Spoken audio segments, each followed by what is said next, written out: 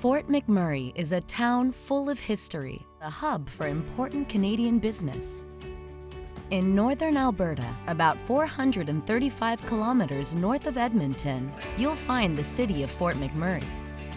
From the fur trade to the oil industry, it's also a vibrant community with a diverse population and plenty of parkland trails and recreational areas to discover.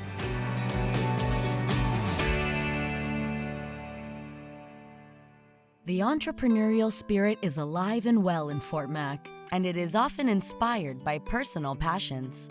For one chemical engineer, it meant combining her scientific talents with a commitment to giving back.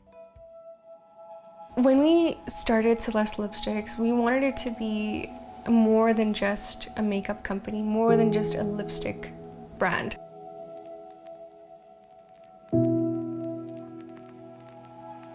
One of the biggest lessons that my parents have taught me is to have gratitude, to be thankful for what you have in your life, but more than anything, show that in action.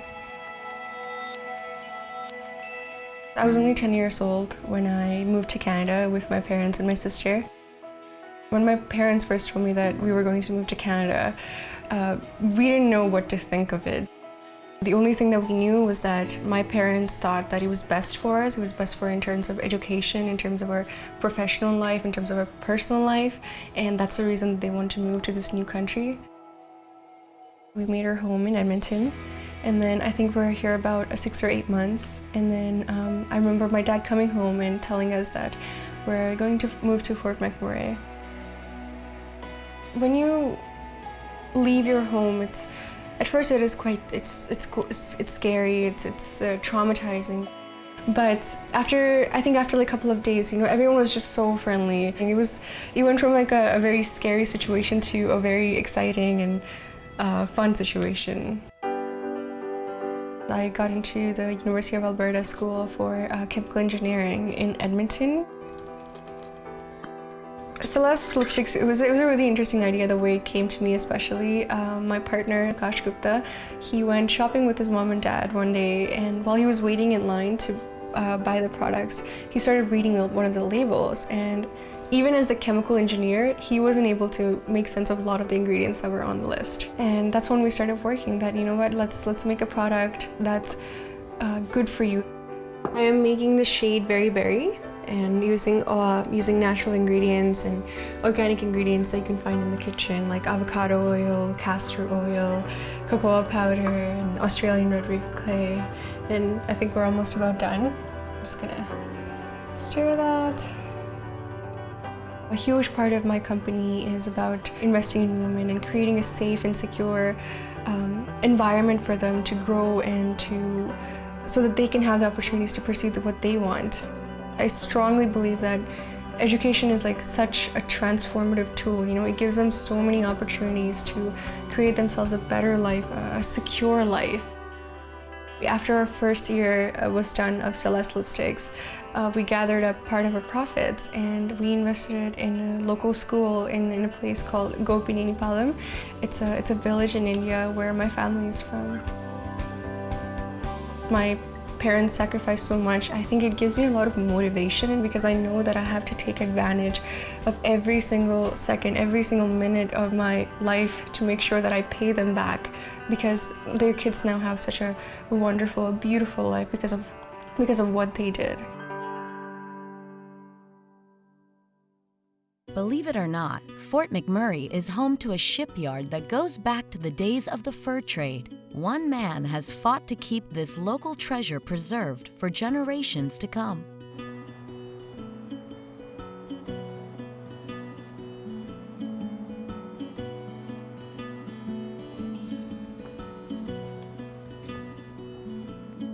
There's so many people that are surprised there is a shipyard in McMurray. And I say, what? A shipyard? What's that doing here? There's no ocean. What are you talking about? And, well, it's not an ocean, it's a river, but it was used like an ocean. Everything that it took to sustain the North had come through McMurray. It was where steel meets keel. The railway ended here in McMurray, and then everything was taken off and loaded onto barges, moved the barges north right up to the Arctic.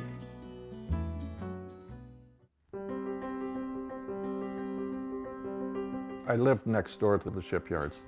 As a small boy coming from a prairie town, whoa, this is different, and it just attracted me. When I was born, I had red hair. A cousin had his name Torchy Peen, and he was a bicycle racer. So that's how I ended up with Torchy. I worked at one of the places as a young boy, painting the tops of barrels. You'd stencil them if it was purple gas, aviation gas, kerosene. It was a very, very busy port at one time. They moved over 680,000 ton one season. Over here, we have what they call DPW Dredge 250. She's the largest boat in the collection. The dredges kept the channel open for the boats.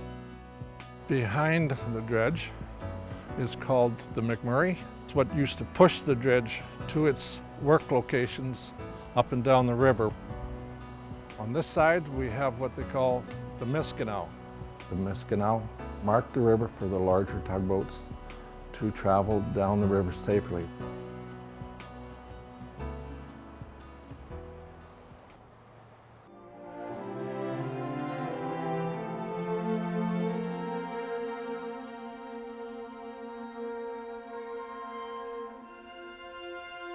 I had the opportunity to go north several times with my father's equipment, riding in the wheelhouse, and it's quiet. You just hear the churn of the engines, the serenity of the wildlife and everything around. It won't get better. I had heard that they were going to sell the boats or strip them and turn them into scrap, which was in '97. And I thought, oh man, if they do that, we will have no proof of our history. It touched every family at one time in McMurray. If you take that away, what do we have left to explain what happened here for well over 100 years? It didn't take me a heartbeat to say, yeah, let's do this and let's preserve it and let's get on with it. Let's get a park and let's keep this history alive and let's share it. The ships, we had to move them onto a new location. We had a company come in and they said, we're going to do it for you. And all we did as the society was prepare the ground and locate where we wanted these ships. They supplied the paint, the product, they supplied the laborers, all for nothing.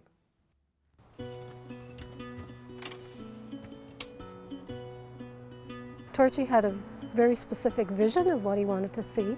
He's very keen on keeping things accurate to the history.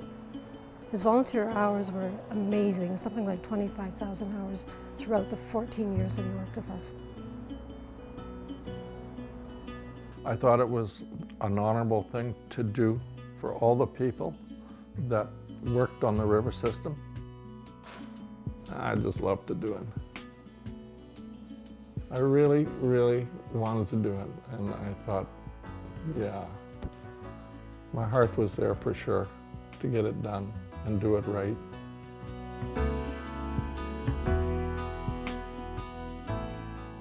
The preservation of language in First Nations communities is a pressing issue. For Byron Bates, it's a challenge best faced by embracing new technologies.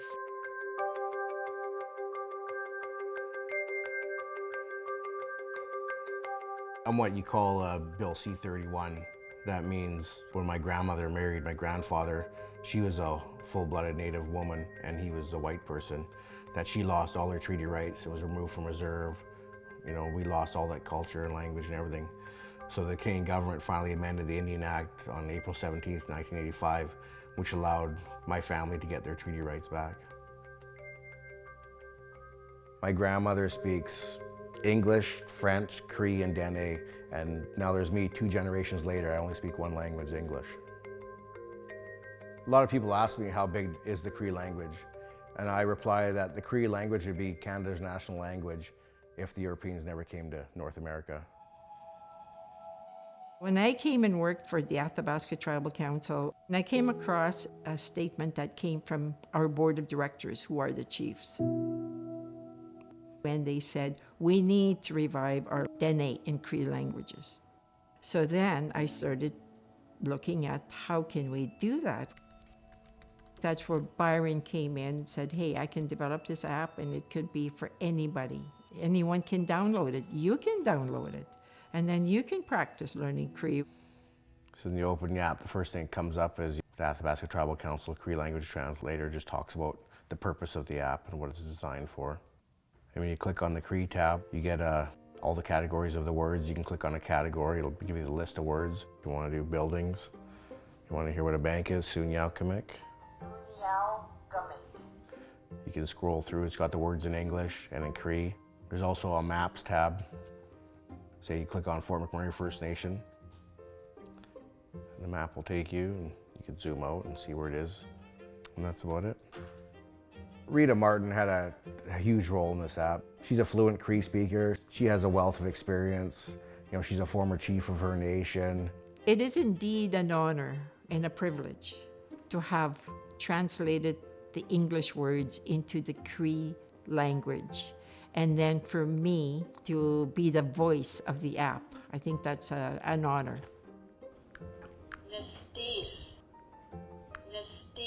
Nestis. Kestis. Tisa. No, that's hard. Nipomitsun.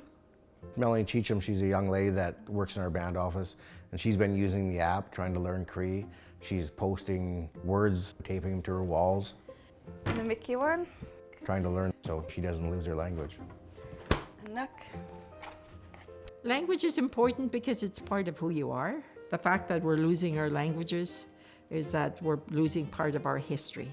So it's very, very important for our nation to learn their language. Natuttamuk.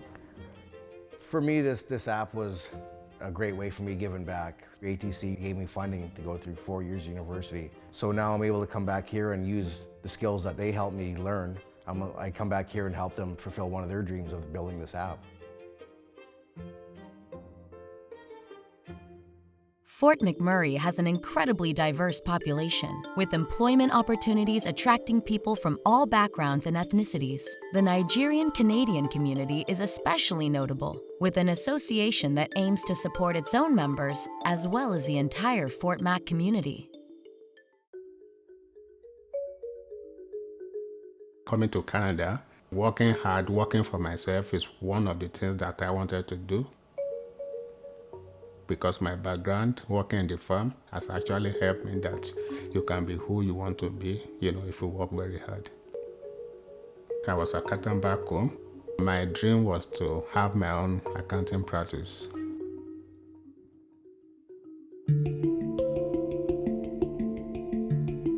Moving to Canada, it was a lot of struggle. We just have so many fears and so many doubts. We don't know how we are going to relate with people. We don't know how they are going to receive us. Because there are some misconceptions about who you are, about what you can do, and the thing that you are a refugee. Many of us, we have second degree, we are professionals. So, until you continue to prove yourself, then people will not know who you are. When we got here to Calgary, we think we are going to get a job. Everything is going to be even easier than where we are coming from. But when we got here, it was opposite. For almost 2 months, we didn't get any work to do, and we didn't have so much money. We just need to put food on the table. I actually have to take up security job. Somebody was talking to me. Unfortunately, I didn't hear properly what he was saying. He said I should not close a particular door, and I closed that door. So when he came, he was so angry, and he looked at me. He said, "Do you understand English at all?" And I looked at him. I said, "Outside of me, a security man, but inside of me, you are saying a great man." I said, "This is just a temporary thing." Sometimes you get discouraged, sometimes you cry, but as a Christian, we keep trusting and we keep believing and we keep praying that, God will actually make a way. And as God will have it, somebody in Fort McMurray was willing to sell his accounting practice because he was retiring. The bank was gracious enough to give us, the loan to buy the business. That was how I moved to Fort McMurray. So we agreed within the family that I should move first. So I came here for almost 2.5 years. For him, it was not fun because he was here alone. He comes like every 2 weeks to Calgary to see us, and sometimes I come here to see him. So that actually gave me opportunity to relate with more people in the community, to get involved in the community.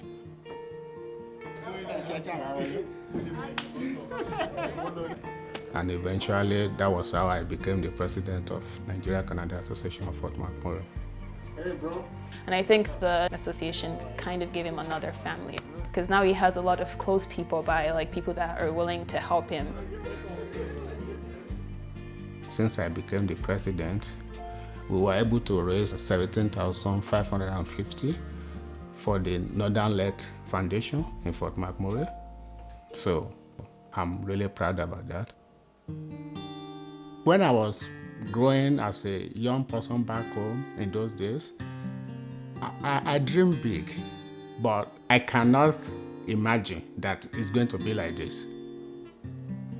Our family of 6, I can tell you that we are all proud of him. Like, he's very close to a lot of people. Just going anywhere, they're always like, oh, how's your dad? How's your family? How's everyone going? Yeah. I'm like, I have no idea who you are. They do that to me too, so don't worry about that. Just say thank you, yeah, I'm fine. Yeah, my dad is okay and he's fine. That's what we get all the time. Because of what my parents taught me when I was much younger, farming, working hard is a good habit. Those things keep propelling me, and I keep working hard. And, I keep seeing changes, and I'm encouraged. I see Fort McMurray as a place, where you can prosper, where you can do things and be happy. Fort McMurray is home to so many amazing people. Who are the people you love in your community? Tell us about them by emailing storyhive@telus.com. We will see you soon. I feel it, all the joy you give to me, you give to me. It's time to seize the day and make a life. The world's cruel, but when it's dark you shine right through. I can't lose all the joy you give to me, you give to me.